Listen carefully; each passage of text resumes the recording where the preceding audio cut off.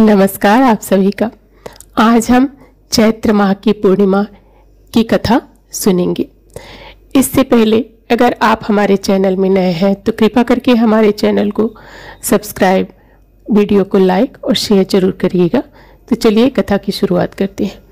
चैत्र माह की पूर्णिमा हिंदू नववर्ष की सबसे पहली पूर्णिमा होती है।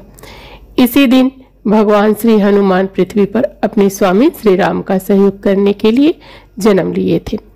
चैत्र पूर्णिमा का व्रत बहुत ही फलदायी होता है। हिंदू धर्म में चैत्र माह की पूर्णिमा का एक विशेष महत्व है। ऐसी मान्यता है कि इसी दिन भगवान श्री हनुमान अपने प्रभु श्री राम का सहयोग करने के लिए धरती पर जन्म लिए थे। धार्मिक मान्यताओं के अनुसार यदि कोई व्यक्ति चैत्र माह की पूर्णिमा के दिन श्रद्धा भक्ति पूर्वक भगवान विष्णु और माता लक्ष्मी की पूजा करे तो उस व्यक्ति को हनुमान जी की विशेष कृपा प्राप्त होती है। यदि आप भी हनुमान जी को प्रसन्न करने के लिए चैत्र पूर्णिमा के दिन व्रत रखना चाहते हैं तो यहाँ आप इसकी पौराणिक कथा सुन सकते हैं। एक बार की बात है, किसी नगर में एक सेठ और सेठानी रहा करते थे। सेठानी प्रतिदिन भगवान विष्णु की पूजा अर्चना श्रद्धा पूर्वक करती थी, लेकिन उसका पूजा करना उसके पति को बिल्कुल पसंद नहीं आता था। इसी वजह से एक दिन सेठ ने उसे घर से निकाल दिया।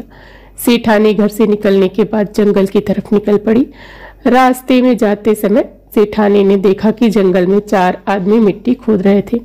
यह देख सेठानी उस आदमी के पास गई और उन लोगों से कहा कि आप मुझे किसी काम पर रख लें। सेठानी के ऐसा कहने पर चारों आदमी ने उसे नौकरी पर रख लिया।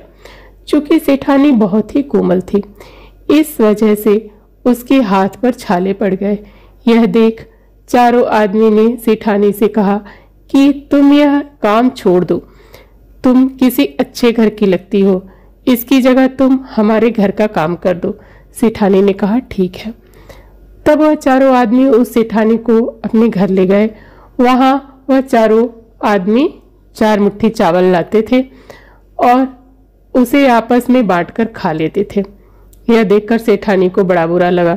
अगले दिन सेठानी ने चारों आदमी से कहा, सुनो भाई, तुम कल 4 मुट्ठी की जगह 8 मुट्ठी चावल लेकर आना। सेठानी के कहने पर चारों आदमी अगले दिन 8 मुट्ठी चावल लाए। उस 8 मुट्ठी चावल को सेठानी ने पकाकर भोजन बनाया और उसे भगवान विष्णु को भोग लगाकर चारों आदमी को परोस दिया।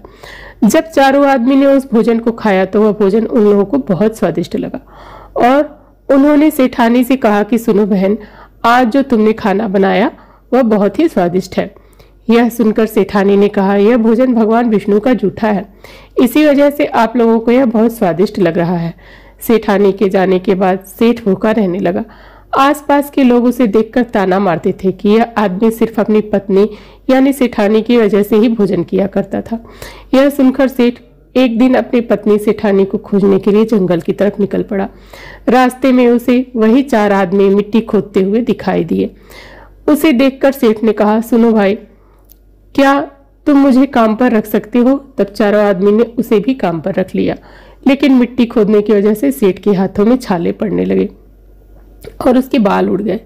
यह देखकर उस चारों आदमी ने कहा, सुनो भाई, तुम यह काम रहने दो, तुम अच्छे घर के लगते हो, तुम हमारे घर चलो, वहां कुछ काम कर लेना। तब सेठ ने उन चारों की बात मान ली और वह उनके साथ उनके घर की तरफ चल पड़ा। घर पहुंचने के बाद सेठ ने सेठानी को देखते ही पहचान लिया, लेकिन सेठानी घूंघट में थी, इस वजह से वह अपने पति यानी सेठ को नहीं पहचान पाई।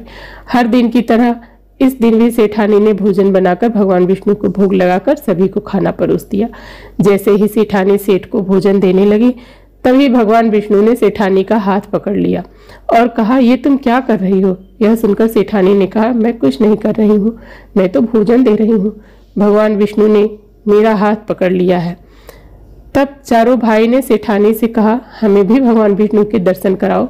ऐसा कहने पर सेठानी भगवान विष्णु के हाथ जोड़कर अनुरोध करने लगी, प्रभु आप मेरी तरह इन्हें भी दर्शन दे दें। तब भगवान विष्णु वहां प्रकट हो गए। यह देख सेठ ने सेठानी से क्षमा मांगी और उसे अपने घर चलने को कहा। तब चारों भाइयों ने अपनी बहन को बहुत सारा धन देकर विदा किया। उसी समय सेठ भी भगवान विष्णु के भक्त बन गया और उनकी पूजा श्रद्धा पूर्वक करने लगा। ऐसा करने से उसके घर में फिर से धन की बरसात हो गई। ऐसी मान्यता है कि चैत्र पूर्णिमा के दिन व्रत रखने से हनुमान जी के साथ प्रभु श्री राम और माता सीता की भी विशेष कृपा प्राप्त होती है। तो दोस्तों, कहानी कैसी लगी कमेंट बॉक्स में जरूर बताइएगा और जय श्री राम अवश्य लिखिएगा।